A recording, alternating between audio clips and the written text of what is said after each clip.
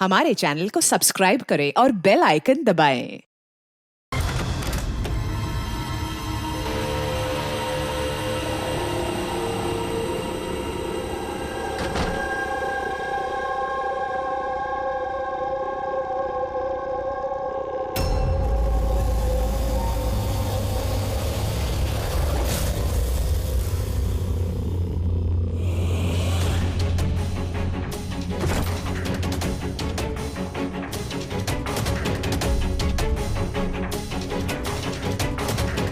बकुल से आज बात करनी पड़ेगी, चाहे कुछ भी हो। बकुल से बात करनी ही पड़ेगी।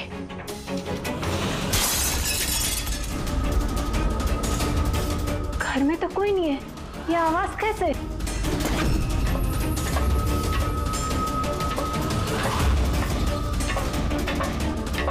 कीर्ति, बकुल, तो कुछ बोलता क्यों नहीं है? कीर्ति, भैया, कीर्ति,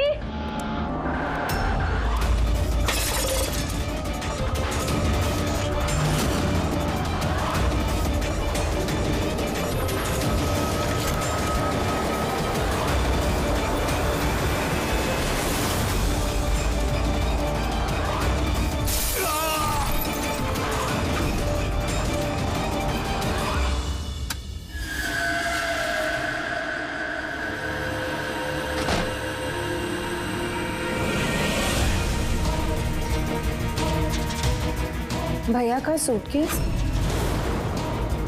भैया बैंगलोर नहीं गए क्या?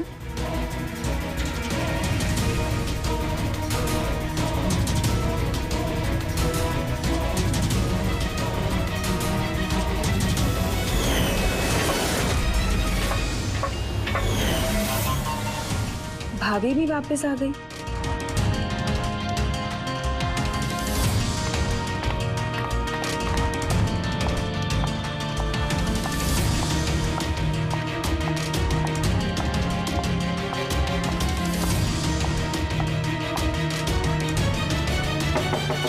भैया,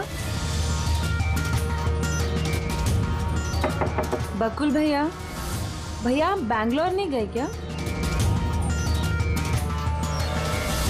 भाभी,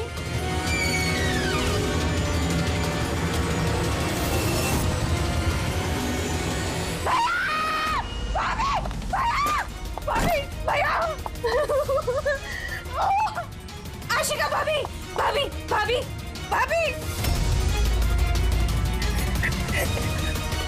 हेलो, हेलो नितिन भैया, भैया आप जल्दी से वापस आ जाओ। यहाँ पे सब खत्म हो गया भैया। देखो कीर्ति, ये खून का मामला है। एक बार फिर से सोच लो, क्या तुमने जो कुछ भी कहा वो सच है?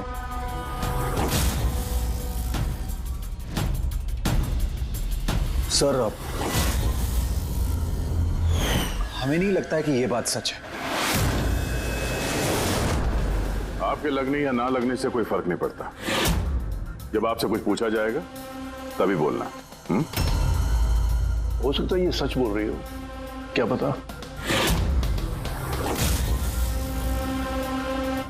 मैं पागल नहीं हूँ, मैं होश में हूँ। मैं कह रही हूँ ना आपको कि आशिका भाभी ने खुद ही बोला है कि उन्होंने बकुल भैया का खून किया है। भाभी! भाभी! भैया! आशिका भाभी! भाभी! भाभी! भाभी! भाभी! भाभी का थैंक गॉड भाभी! भाभी! भाभी! ये सब हुआ कैसे? किसने किया ये सब भाभी? मर गया बकुल। किसका खत्म? हाँ, मार दिया। सब खत्म, मार दिया। सिर्फ मार दिया ये कहने से साबित नहीं हो जाता कि उसी ने बकुल को मारा है। ये भी हो सकता है कि वो कुछ और बोलना चाहती है। हाँ?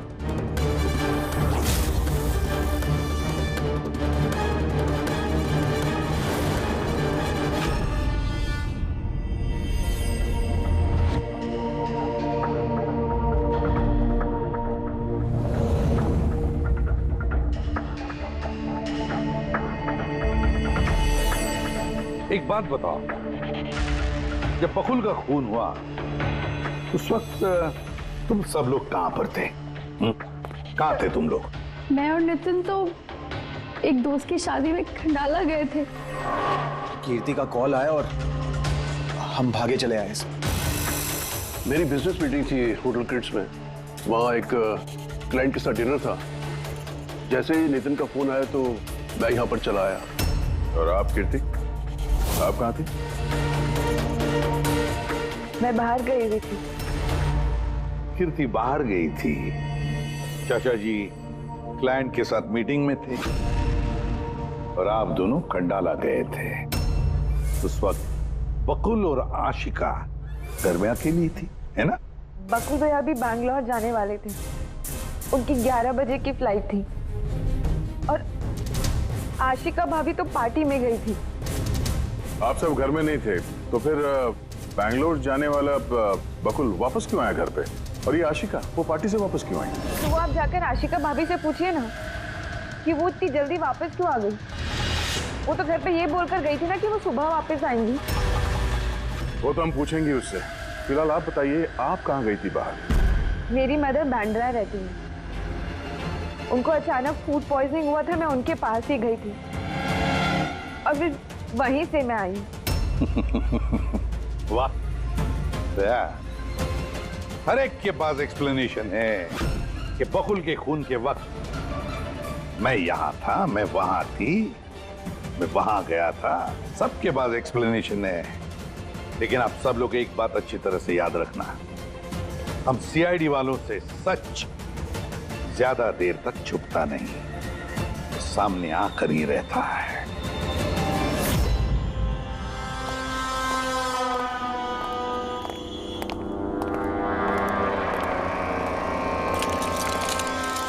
हाँ विजय, पूरी बॉडी में कांच के टुकड़े घुसे हुए थे यहाँ पे। सर ह्यूमनॉल टेस्ट भी किया सर, यहाँ पे जो खून है इसके अलावा कहीं भी खून नहीं है। एक काम करो, घर की अच्छी तरह से तलाशी लो, देखो कोई ना कोई सबूत जरूर मिलेगा, है ना?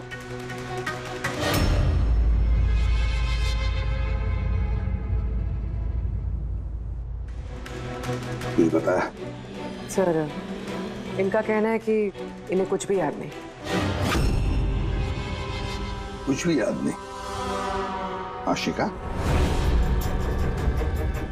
तुम्हें याद आ रहा है तुमने कीर्ति को होश में आने के बाद कुछ बताया था? याद करो। मुझे कुछ याद नहीं आ रहा। याद करने की कोशिश करो। कीर्ति कह रही थी कि बकुल का खून तुमने किया, ऐसा तुमने खुद उसको बताया? कीर्ति इल्जाम लगा रही है मेरे पे। बकुल को मैंने नहीं मारा।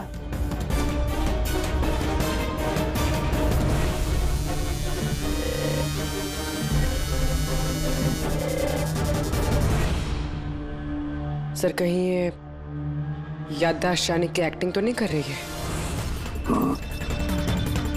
हो सकता है, क्योंकि बकुल यहाँ कमरे में खून से लथपथ पड़ा है तो इसके सर पे थोड़ा सा निशान है, बस। बेहोश हुई कैसे? वही तो, इससे सच उगलवाना पड़ेगा। कैसे उगलवाएंगे सर?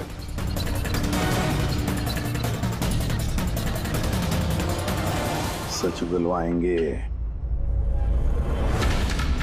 नार्को टेस्ट से।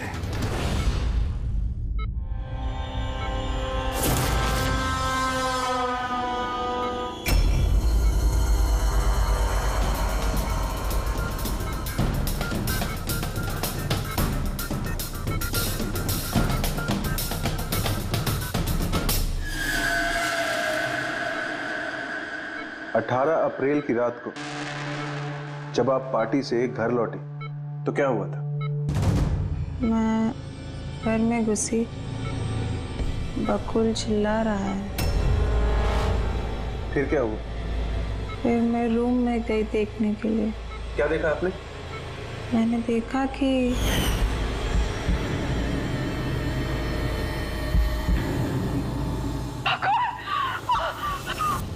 जैसे ही मैं अंदर गई तो मैंने देखा बकुल वहां पे है। उसकी पीठ से खून निकल रहा था। उसने मुझे मदद के लिए कहा।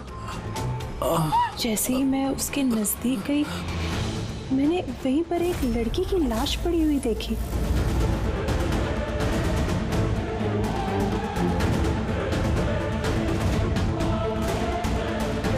मुझे गुस्सा आया और मैंने वहां पड़ा एक कांच को उठाया।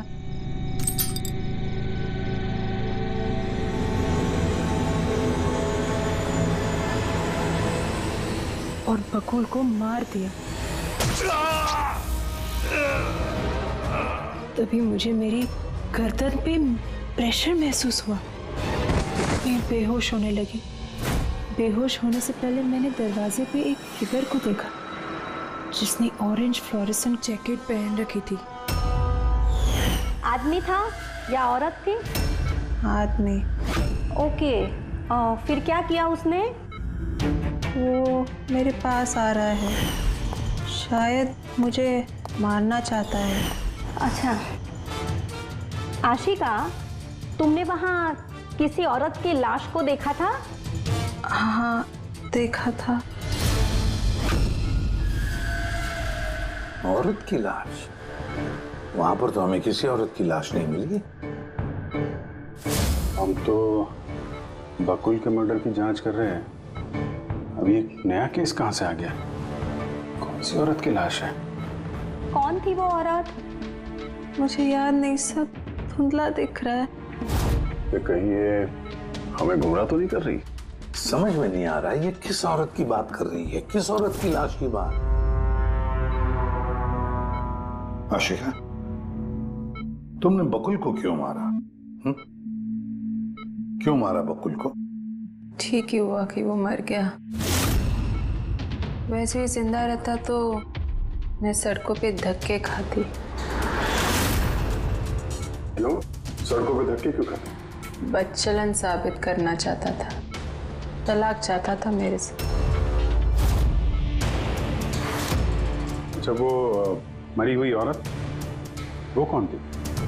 मैंने आपको कहा ना, मुझे याद नहीं वो कौन थी। देखो आशिका, हमें वहां पर किसी भी औरत की लाश नहीं मिली। तो फिर कहाँ गई होगी वो लाश? मुझे जब होश आया वो लाश वहां से जा चुकी थी। और वो फ्लोरेसेंट ऑरेंज कलर का जैकेट पहना हुआ आदमी? वो धुंधला धुंधला सा दिख रहा था, दरवाजे पे ही खड़ा था। शायद मेरे बेहोश होने का इंतजार कर रहा था।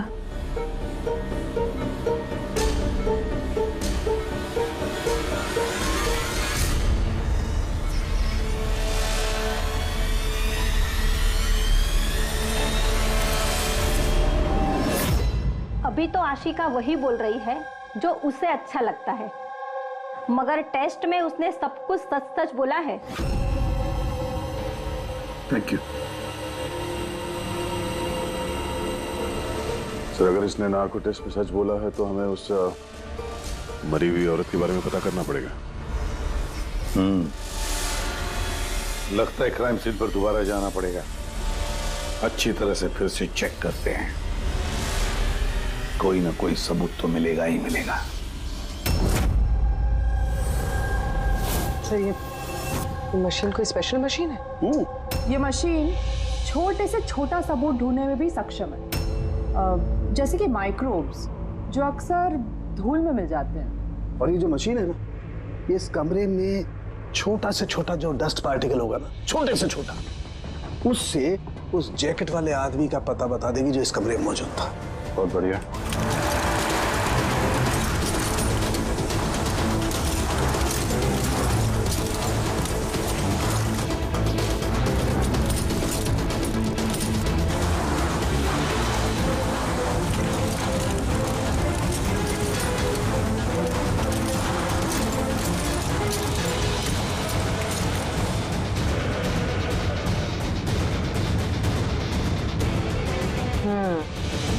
ये देखिए, जो हमारी नजरों से बच गया वो इस मशीन ने ढूंढ निकाला।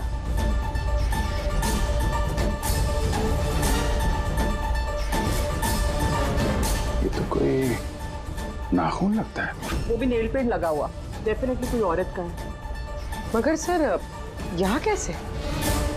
शायद भागा दौड़ी हाथापाई में किसी चीज से ठोकर लगी होगी और नाखून यहाँ पे रह गया। घर वालों का पता करो, इनमें से तो किसी का नहीं।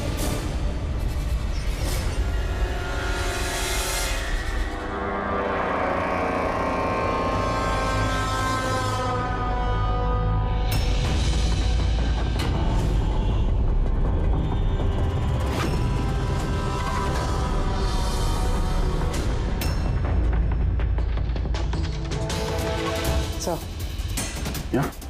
पर घर में तो किसी का भी नहीं है। शायद उस औरत का होगा जिसकी लाश आशिका ने देखी थी। लगता तो ऐसा ही है।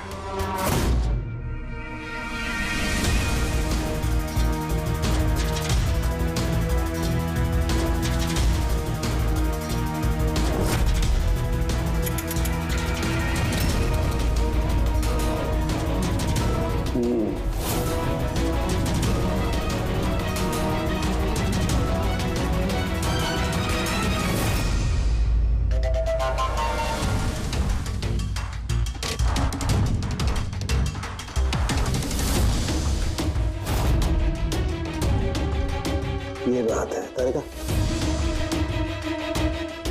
राइट।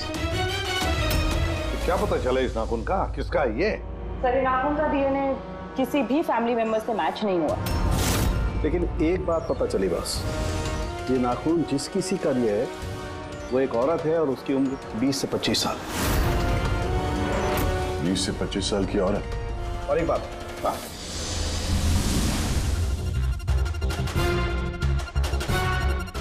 ये जो बारीक बारीक सफेद सफेद कण देख रहे हो ना, ये high percentage of high and cocaine है। नाखून में से नहीं। कोई औरत ड्रग एडिक्ट भी है? हाँ, घर परिवार की नहीं, बाहर की है। सर कोई बाहर वाली वहां पे आई है तो किसी कार, ऑटो, टैक्सी वगैरह ही किया होगा। हाँ, पता लगाना पड़ेगा रिक्शा वालों से, टैक्सी वालों से कि क्या उनमें से किसी ने उसे घर पर छोड़ा है क्या। सर वो आशिका बता रही थी कोई फ्लोरोसेंट ऑरेंज कलर की जैकेट पहने हुए आदमी था वहां पे।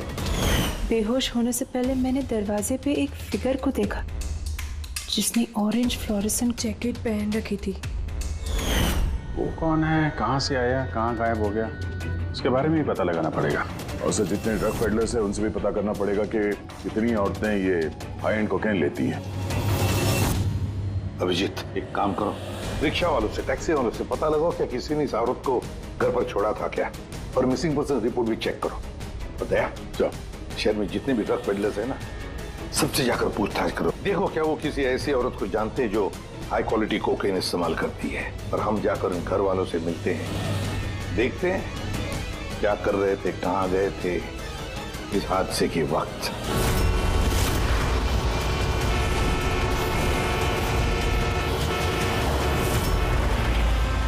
तुम्हारी एसोसिएशन से पता चला है कि 10 तारीख को यानी परसों रात में तुमने शांति निवास बंगलो में किसी लड़की को छोड़ा था। हाँ सर, छोड़ा था। कितने बजे की बात है? सर लगभग 1 बजे की बात है, उसी बंगलो में। सर बहुत नशे में थी वो और बार बार अपने हस्बैंड को गाली दे रही थी। अच्छा जी सर।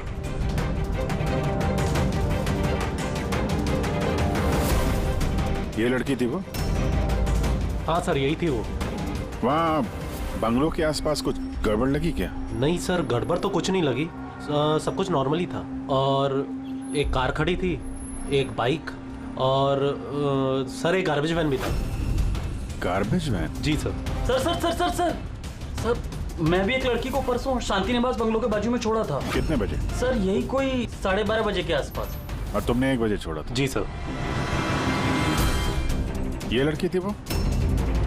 नहीं सर, ये लड़की नहीं थी। तो इसको तुमने 1 बजे छोड़ा और 12:30 बजे जिस लड़की को छोड़ा था उसको दोबारा देखोगे तो पहचान जाओगे? एकदम सर, बरोबर पहचान लेगा। गुड। सुनो, तुम लोगों से जो भी सवाल पूछा जाएगा उसका सही सही जवाब चाहिए। जरा सा भी झूठ बोला ना तो बड़ी मुसीबत खड़ी हो जाएगी, समझे? सर झूठ बोल के जान आफत में नहीं डालनी है हमें। तो फिर बताओ, जिस दिन बकुल का खून हुआ उस दिन क्या चेतन तुम्हारे होटल में था? जी सर, वो होटल में थे और उन्होंने सारा समय क्लाइंट के साथ बिताया। उन्होंने क्लाइंट के साथ डिनर भी किया। अच्छा, तो ठीक है, क्लाइंट के सारे डिटेल्स चाहिए हमें और उस दिन का सीसीटीवी फुटेज भी। शीना, कीर्ति की माँ को फूड पॉइजनिंग क्यों हुई? खाने में क्या मिलाया था? मैंने तो कुछ भी नहीं मिलाया था। आंटी जी तो बाहर गई हुई थी। जब वो वापस लौट के आई उनकी तबीयत खराब थी। सर नितिन और सिया दोनों सारा दिन शादी में ही थे। पूछे भी नहीं बता रहे। रट्टा मार के आए हो क्या? नहीं मैम, जो सच्चाई है वही बता रहा हूँ। 11 बजे फंक्शन बंद करा दिया था हमने। उसके बाद में नितिन और सिया वो लोग कहाँ गए? फिर वो दोनों अपने रूम में चले गए सर।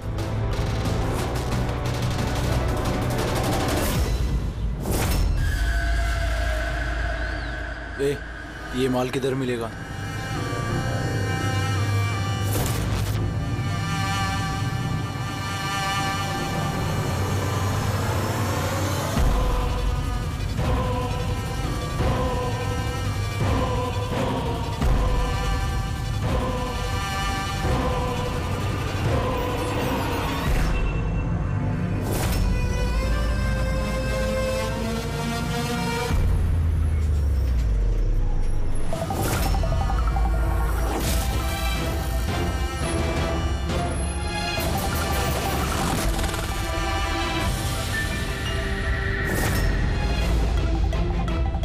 माल चाहिए। मिलेगा। कितना चाहिए और पेमेंट कैसे करेगा? पेमेंट माल इस्तेमाल करने के बाद। माल इस्तेमाल करने के बाद? भागने के बारे में ना सोचना भी मत। मेरे पास हर एक क्लाइंट की ना कुंडली है, कुंडली, और उस कुंडली में लिखा है कि मेरा क्लाइंट ओवरडोज से मरेगा या मेरी बंदूक की गोली खा के।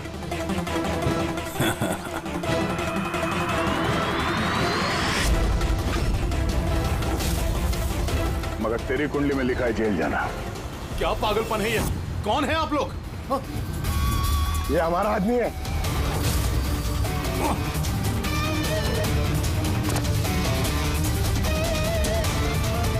चल, बात हो गया।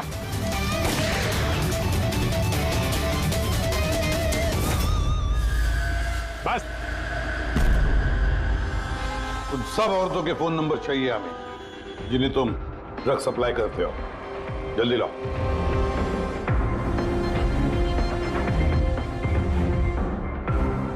पूर्वी, देखो जरा, कॉल करके देखो इन सारे नंबर्स पर।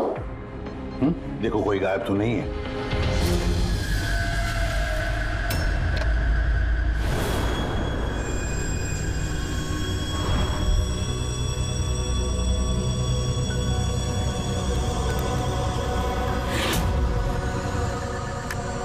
हेलो। हाँ जी, मैं सोनारिका से बात कर सकती हूँ?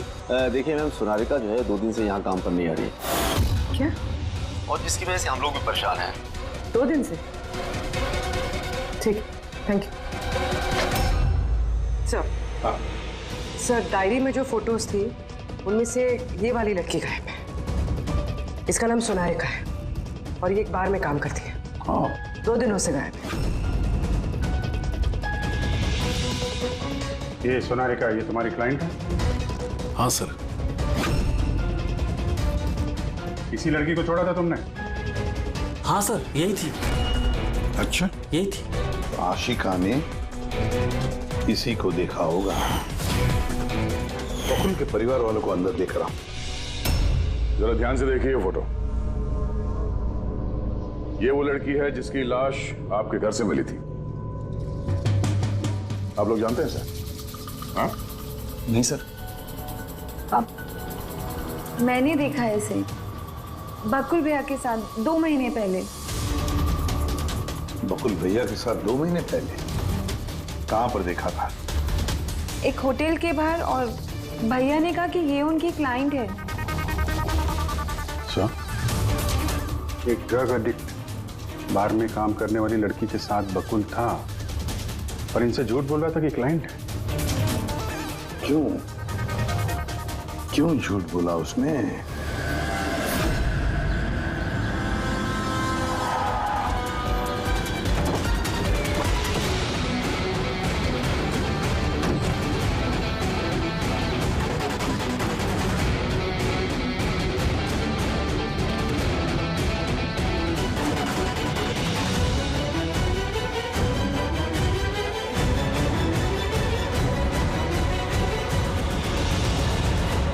सोनालिका यहीं पे काम करती थी ना? जी हाँ, यहीं काम करती है। आप लोग कौन? सीआईडी। सोनालिका का खून हो गया। क्या? इसीलिए वो 2 रात से यहाँ काम पर नहीं आ रही है। हाँ, मगर हमें उसकी लाश नहीं मिली है। और के साथ साथ ये बकुल नाम का आदमी है, इसका भी खून हुआ। हम ये जानना चाहते हैं कि सोनालिका का इस बकुल के साथ क्या संबंध है? संबंध के बारे में तो नहीं पता, लेकिन हाँ, ये आदमी कभी कभी हमारे बारे में सोनालिका को लेने आता था।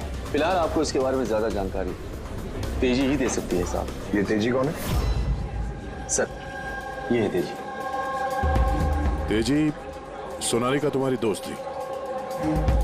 ये बताओ कि इस आदमी के साथ सोनालिका का क्या संबंध है? सर, सोनालिका का बकुल के साथ अफेयर चल रहा था।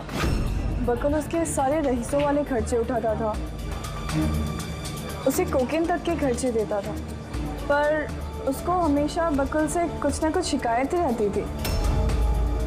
कैसी शिकायत रहती थी? वो कहती थी कि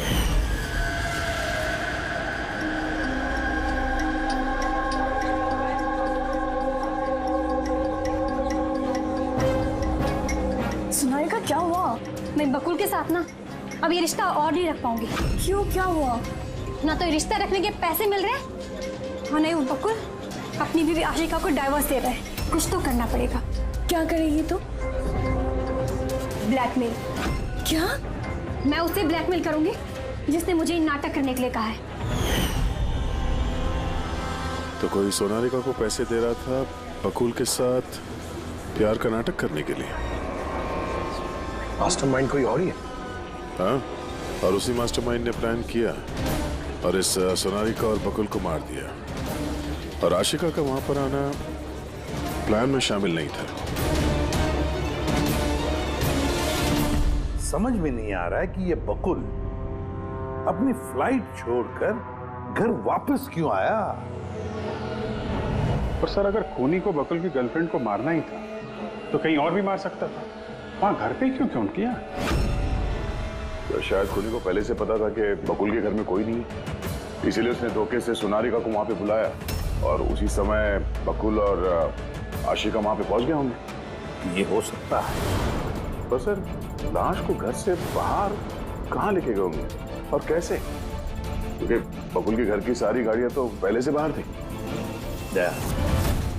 खूनी अगर चाहता है तो क्या लाश के टुकड़े करके वो सूटकेस में भी ले जा सकता है, या फिर लाश के टुकड़े करके वो प्लास्टिक के थैलियों में भी डाल सकता है। कचरे की थैलियां हैं प्लास्टिक की। हाँ सर। एक कार खड़ी थी, एक बाइक, सर एक गार्बेज वैन भी था। क्या? रात के 1 बजे? रात के 1 बजे बंगले के बाहर एक कचरे की गाड़ी खड़ी थी? इसका मतलब है सर, ये खून प्लान था। ये खूनी गार्बेज वैन लेके आया था लाश को ठिकाने लगाने के लिए। और सर, ये फ्लोरेसेंट ऑरेंज कपड़े गार्बेज वैन वाले तो पहनते हैं। सर, हाँ। चेतन जिस कंपनी के बिजनेस डिनर पे गया था, ऐसी कोई कंपनी रजिस्टर्ड ही नहीं। मेरी बिजनेस मीटिंग थी होटल क्रिट्स में।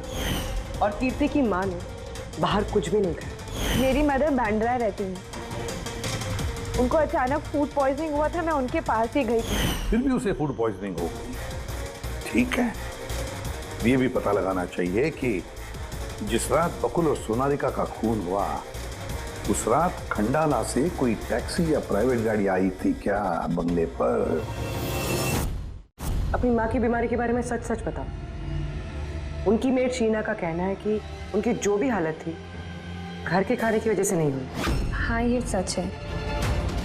उन्होंने घर का खाना नहीं खाया था, बल्कि वो तो ये बता रही थी कि वो ड्राइवर के साथ बाहर गई थी और कार में उन्होंने कुछ दवाई खाई थी। दवाई खाई? हाँ, हमारे ड्राइवर अमन का भी यही कहना है। तुम्हारा ड्राइवर अमन का? सर, उन सभी ड्राइवरों को साथ में लेके आया हूँ जो गार्बेज वैन चलाते थे। हमें एक गार्बेज वैन के बारे में पता चला है जो आधी रात को सड़क के बीचों बीच खड़ी थी, जिसमें लाश डाल के ले जाया गया। वैन का पता चल गया? सर्विलेंस कैमरे में वो वैन साफ साफ दिख रही है हमें। क्यों?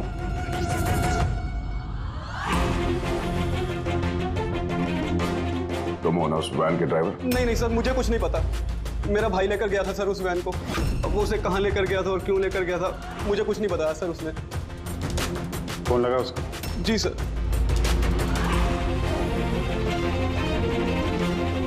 हेलो अमन, कहाँ है तू?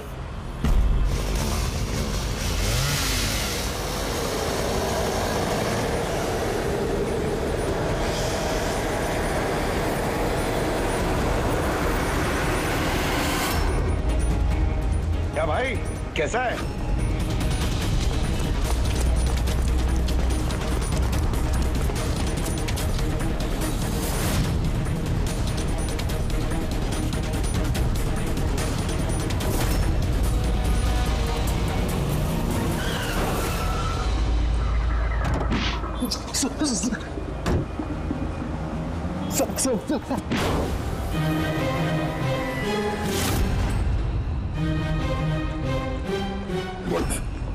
सोनारिका का खून तो नहीं किया ना?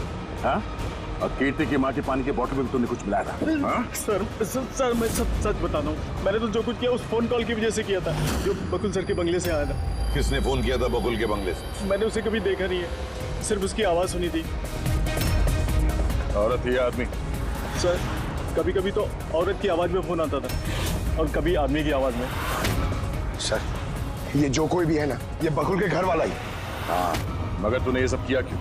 कोई फोन पे कुछ भी बोल देगा तू कर देगा? हाँ? सर मुझे लालच दिया गया था सर कि मेरे 5 लाख के कर्जे को चुका दिया जाएगा अगर मैंने उनकी बात मानी तो।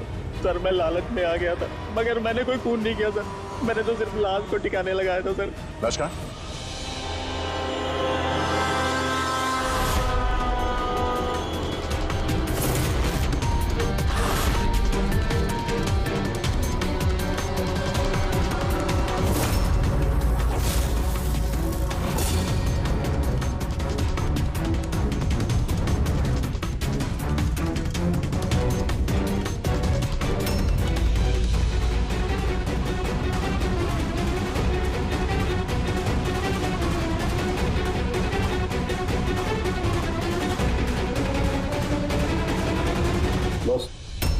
इस लड़की का गला घोटा गया है, शायद इसी से इसकी मौत हुई है। तो इसीलिए सोनारिका की खून का कोई भी निशान नहीं था क्राइम सीन पर।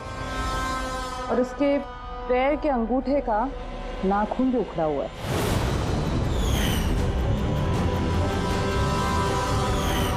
और सर ये क्या है? ये पीला पीला पार्टिकल? यही तो इस केस की सबसे अहम कड़ी है। चलिए खड़े हो जाइए सर, उठिए। और कितनी पूछताछ करेंगे आप लोग? सब कुछ तो बता दिया हमने। इस बार कोई पूछताछ नहीं होगी, आप सभी का नार्को टेस्ट होगा।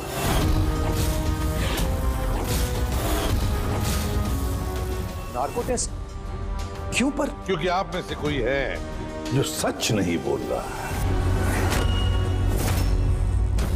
आपके पास कोर्ट की परमिशन है इस नार्को टेस्ट के लिए? जी हाँ, परमिशन के बिना हम कुछ नहीं करते।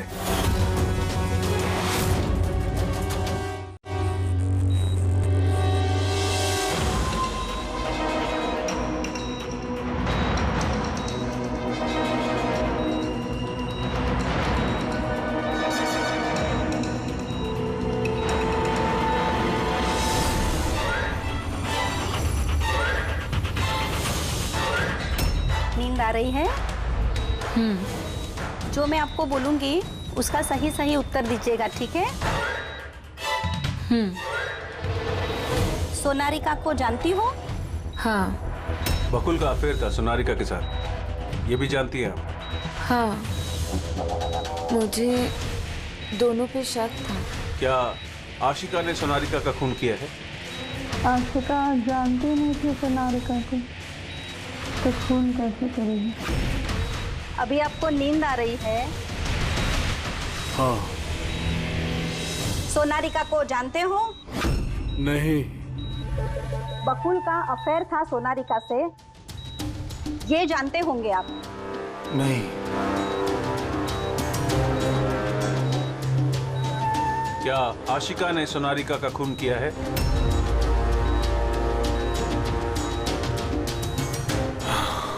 आशिका सोनारिका को जानती थी। आशिका ने ही बकुल और सोनारिका का खून किया है। उसी ने ये खून की साजिश रची थी। आशिका की हरकतें कुछ दिनों से काफी अजीब थी।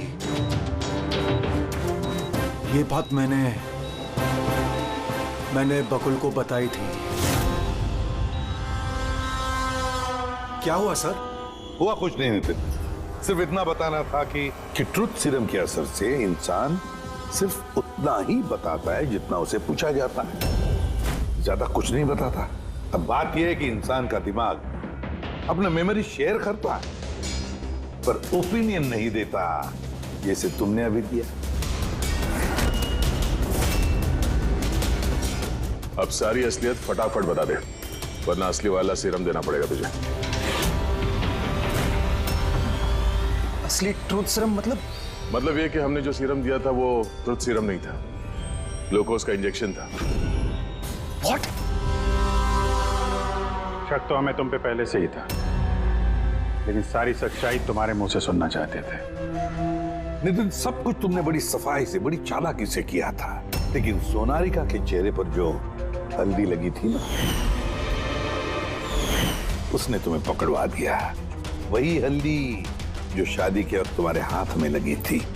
ये पीला पीला पार्टिकल दरअसल हल्दी है, और इस हल्दी में आटा और तेल भी मिला हुआ। आटा, तेल, हल्दी। चेहरे पे हल्दी नहीं है, सिर्फ यहाँ कदम के पास। कहाँ से आई होगी ये हल्दी? सर सिया बता रही थी कि वो लोग खंडाला गए थे शादी के लिए, और वहां पे हल्दी की रस्म में शामिल भी हुए थे वो लोग। बकुल 500 करोड़ का एम्पायर चला रहा था, वो एम्पायर जो मैंने सेटअप किया था, लेकिन वो मुझे ही उस एम्पायर से बेदखल करने की फिराक में था। तो फिर उससे बात करते थे, उससे समझाते थे। बात करने की कोशिश की थी सर, कई बार कोशिश की थी, लेकिन वो सुनता तब ना। भाई था वो मेरा, मैं नहीं मारना चाहता था उसे, लेकिन वो पूरा एम्पायर अपने नाम पे करवाना चाहता था। इसीलिए फिर मैंने भी एक प्लान बनाया। क्या प्लान बनाया? बकुल और आशिका के आए दिन झगड़े होते रहते थे। वो आशिका को छोड़ना चाहता था। मैंने सोनारिका को पैसों का लालच दिया और उससे कहा कि बकुल से झूठ मूठ का प्यार का नाटक करे, और एक दिन आगे जाके उससे शादी भी करे। दरअसल मैं सोनारिका के जरिए अपना एम्पायर हासिल करना चाहता था।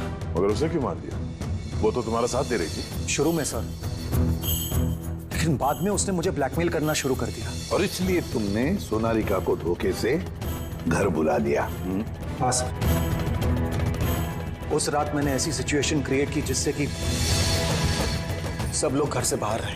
मैं भी सिया के साथ खंडाला चला गया, और जैसे ही सिया ने दवाई ली और सो गई, मैं फौरन टैक्सी पकड़कर यहां आ गया और अमन को बुला लिया। सोनारिका के घर पहुंचते ही, देखो सोनारिका, मेरी बात समझने की कोशिश करो।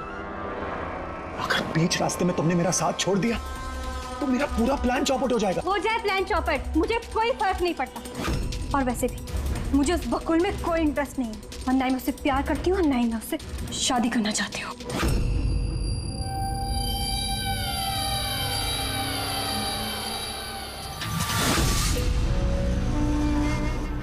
देखो, अगर तुमने मेरा साथ नहीं दिया तो बहुत पछताओगी, बता रहा हूं मैं। धमकी दे रहे हो तुम मुझे? धमकी दे रहे हो तुम मुझे?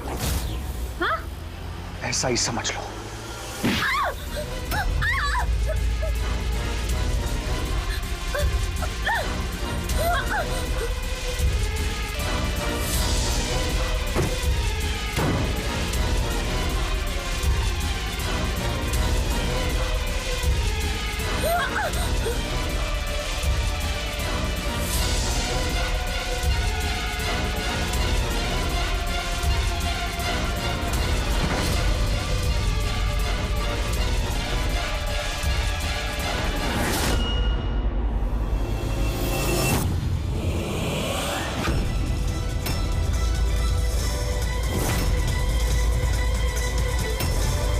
किया बकुल ये क्या किया आपने? ये सोनालिका मुझे फंसाना चाहती थी। मैं पुलिस को बुलाऊंगा। बकुल बकुल बकुल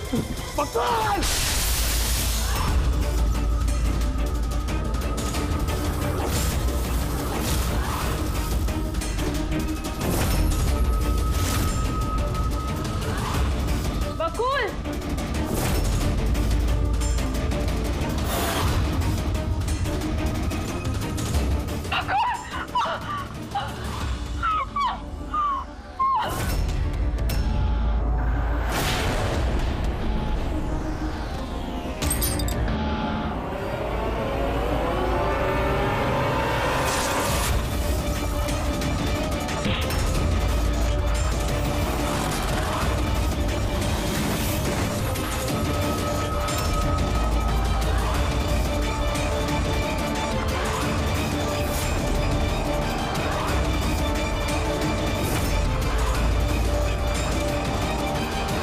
मैंने अमन को फोन पे पहले ही बता दिया था सोनालिका की लाश को ठिकाने लगाने के लिए।